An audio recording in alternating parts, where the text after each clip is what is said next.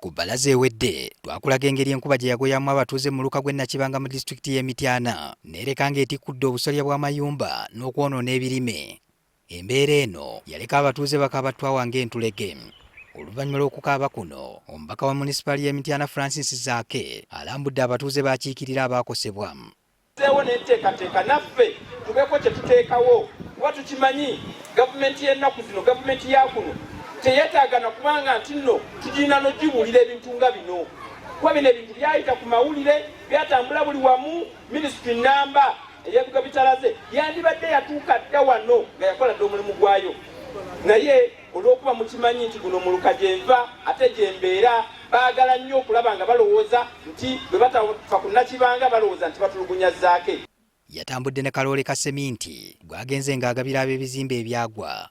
Kakasa nze nja kugenda mu maaso okuyimirira nammwe olwaliro seminti wuuyazze, naye mbakakasa tetukomye ku oyo, tujja kusigala nga tuyimirira nammwe, tujja kusigala nga tubeera nammwe, era buli ekibaayo Zaake Foundation weeri okuyiwawo omubiri nga bulijjo.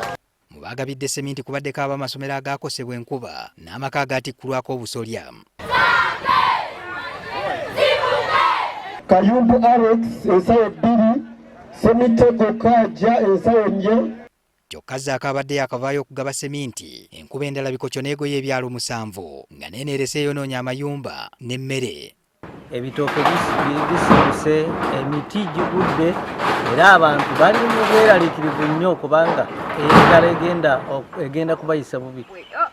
Nga gwazze ng'era bw'olaba ennyumba zaffe zonna zasigadde ku ttaka, ekitundu kyonna kaŋŋambe kyonna kiri ku ttaka, ennyumba zonna ziri ku ttaka, naye banaye tubadde tusaba ku buyambi. Enkuba yatuyisizza bubi nnyo.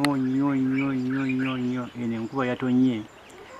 Nze kasookedde nzaalibwa kutuuka wano sirabanga ku nkuba efaanagana bweti, naye simanyi kyakukola. Abantu bonna baabano abamu bawenyera bava mu malwaliro, abamu bakyalina mu malwaliro. Enkuba eno yatonnyeddde essaawa ezaaweze 3.